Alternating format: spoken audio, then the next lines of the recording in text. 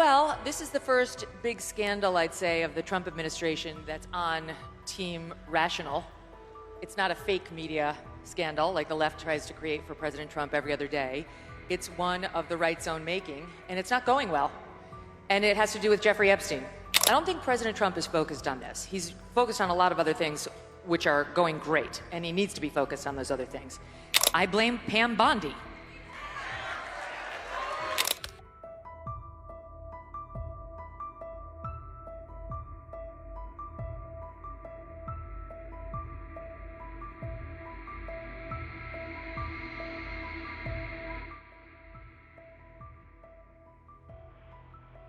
Deputy FBI Director Dan Bongino may be on the brink of resigning after a fierce clash with Attorney General Pam Bondi.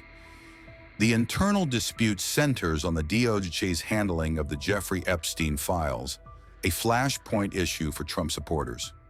As per reports, Bongino was furious after Bondi blocked further Epstein disclosures and shut down internal FBI requests. He reportedly threatened to quit unless Bondi is removed, saying the episode has destroyed his career. Bongino didn't show up for work on July 11, fueling speculation he had resigned. Though no formal departure has been confirmed, this as tensions erupted during a White House meeting with Bondi, Bongino, FBI Director Kash Patel, and Trump aide Susie Wiles. The controversy centered on a report claiming the FBI wanted to release more Epstein files, but was blocked by the U.S. Justice Department. Bongino denied leaking to the media, but refused to publicly defend the DOJ's decision, deepening the rift with Bondi. Frustrations over Bondi's leadership have been growing, including from Trump allies inside and outside the White House. As per reports, Dan Bongino and Kash Patel have long been at odds with Bondi's approach to handling Epstein-related disclosures. The fallout intensified after the DOJ announced there was no client list and no evidence Epstein was murdered in custody. That announcement enraged Trump's base, many of whom expected the files to expose elite figures linked to Epstein. Bongino believed a 10-hour jail surveillance video would end speculation, but it had a missing 60-second segment. Bondi dismissed the glitch as routine, but online critics accused officials of covering up key moments before Epstein's death. That error became a major source of blame placed on Bongino by DOJ insiders and MAGA influencers alike. Bondi had already drawn criticism after unveiling Epstein documents that were mostly already public for years. Meanwhile, former Fox News host Megyn Kelly publicly slammed Attorney General Pam Bondi over the DOJ's latest Epstein statement. Speaking at a Turning Point USA event in Tampa, Kelly accused Bondi of flip-flopping on the existence of a client list. She said Bondi can't be telling the truth, both then and now, suggesting one of her statements was clearly a lie. Kelly accused Bondi of chasing attention and said she has no real interest in doing the work required for the job. She also argued that Bondi is embarrassing U.S. President Donald Trump through her mishandling of the Epstein controversy. The criticism comes amid growing frustration among Trump supporters over the lack of new revelations in the case.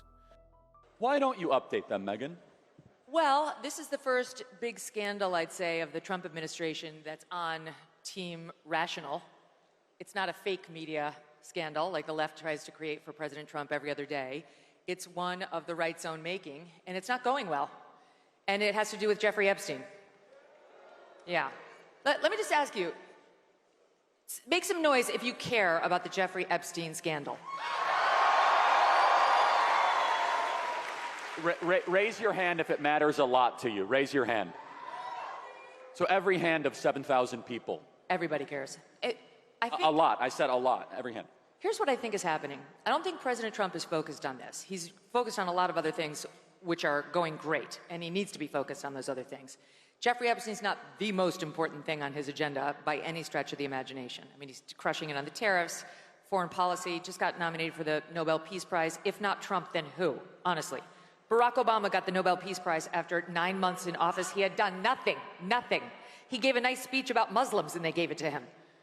So President Trump should be getting the Nobel Peace Prize, and there's all sorts of things he's focused on. I just don't think this has captured his attention quite yet. But it needs to, because it's starting to create a real hornet's nest within the administration. And I've got to be honest, I blame Pam Bondi. I'll tell you why, okay? I have nothing, yes, incompetence, yes. I have nothing against Pam Bondi as a human being. I was fine with her nomination and her confirmation, and she's been loyal to the president, and I get that President Trump needs a loyal attorney general. Look what happened with Sessions the first time. He went away, and then the next thing you know, we had the Mueller investigation, and it was a nightmare. But there are a lot of other people who can be loyal and competent in that job. Here, she is the reason that things are unraveling around this story right now that virtually all of the Republican Party cares deeply about. It's also true that Dan Bongino and Kash Patel had questions about Epstein before they took office, okay, before they went into the FBI. But once they joined the FBI, they said nothing. They've kept their mouths shut about Epstein. You have not seen them, except for one joint appearance with Dan and Kash on Fox, running all over the media looking for attention on this, yes, clickbaity story. Who have you seen? Pam Bondi. She has never missed an opportunity to go on television and dangle sweet nothings that might be coming your way. Try to lead you to believe that she's got it, it's on her desk, it's coming tomorrow, you're gonna see something on Epstein. And it was a tease. So you either believe that Pam Bondi was telling the truth then, or that she's telling the truth now, but both cannot be true. She was either lying when she went on Fox News all those times saying, I've got it, we're looking at it, wait until you see it, it's horrible. Or she's lying in her 2-page memo that they released on a Sunday night at the tail end of a holiday weekend to Axios, as if Axios is where we all go for our news. Hell no. She went to someone she knew would not kick the tires on the story, and without signing the memo, dropped it in the dead of night and said, that's it, take the crumbs and be happy. Refused to come out and give a presser, come out and give a press conference, stand there for 6 hours to the point where people are dying of boredom. They've asked all their questions. That's how you put a scandal to rest. But she wouldn't even sign her name to it. And I'm telling you, I have dollars to donuts. It's going to come out that there was internal consternation over that memo and whose name did and did not go on it and who was and was not behind it. And so now you have a situation where her words on the record on Fox News are diametrically opposed to what she put in this memo. She's embarrassed the president. She's embarrassed herself. And Dan and Kash, to the extent they've had to sign off on that, let's understand the FBI is controlled by the DOJ. FBI is subservient to DOJ. She's their boss. That they're in this position where the only comments they've made on the record as administration officials have been, we don't think he killed himself, and we don't think he got murdered. We think he did kill himself. We've looked at the tapes, and Kash to Joe Rogan saying, if I saw all these tapes of Jeffrey Epstein with little girls, trust me, I would show you, but I haven't seen it. Okay, so what they're saying now is consistent with what they've said since they joined the office, and that is one of the many reasons why this scandal is squarely on her, and I'm telling you, I'm of the cable news universe. I've seen it happen a million times. People get thirsty. They love to see themselves on television. They love to see their names in the Klieg lights. They love the attention. They love the little emails and texts and tweets and thumbs up they get after their appearance, and they can feel their star rising.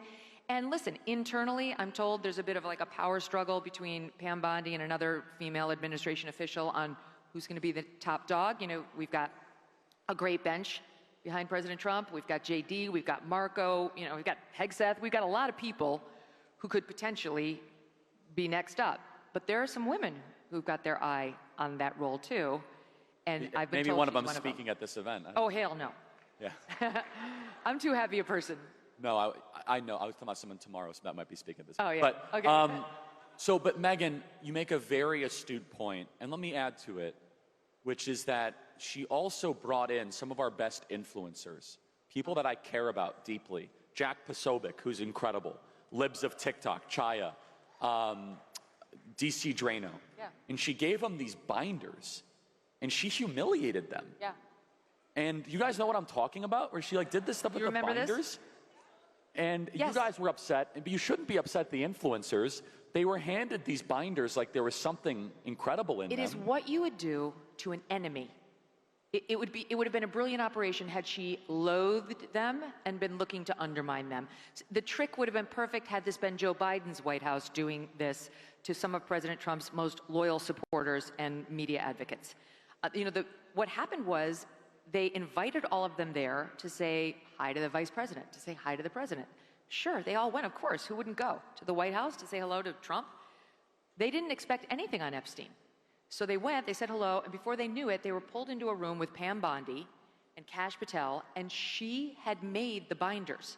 She bragged about making the cover sheet that read Epstein Files, Phase 1, and she handed them out. And what Liz Wheeler, who was there, told me was that she told them, there's not that much in here, but like another trove is coming. I'm gonna get it from the FBI, but like, here's Phase 1.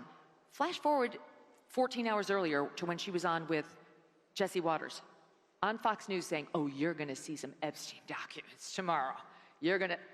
She knew they were bullshit. She knew that there was nothing in there. She told the influencers when she gave it to them, there's really nothing in here. I'm gonna try to get you more.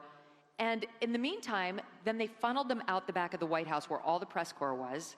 And the influencers are standing there with these binders. They didn't even know they were there for Epstein, and they looked foolish through no fault of their own. The only fault was they trusted her.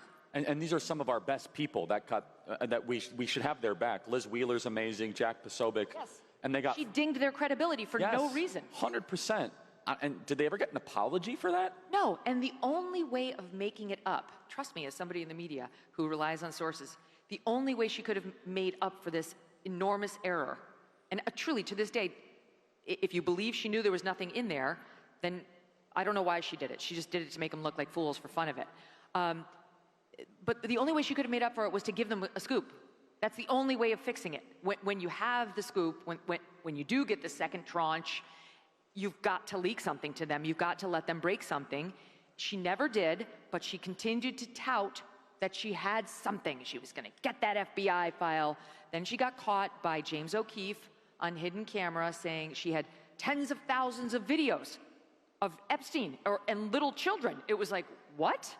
Well, we never heard that. We heard he was into the barely legal type, the like 18-year-olds who look 14, but we didn't hear about children. And then because she was caught, once again, shooting off her mouth inappropriately, attorneys general of the United States normally say nothing. They say nothing. Merrick Garland had one press conference a year. Yes, nothing. Bill Barr, you couldn't get him to speak or say anything. Even Eric Holder was less chatty than this. So she got caught on camera, and she decided to cover up the James O'Keefe slip by then running to a real camera and being like, there are tens of thousands of videos of the children, and I'm announcing it all. So once again, she didn't give that to the influencers, and then she slides it into this memo.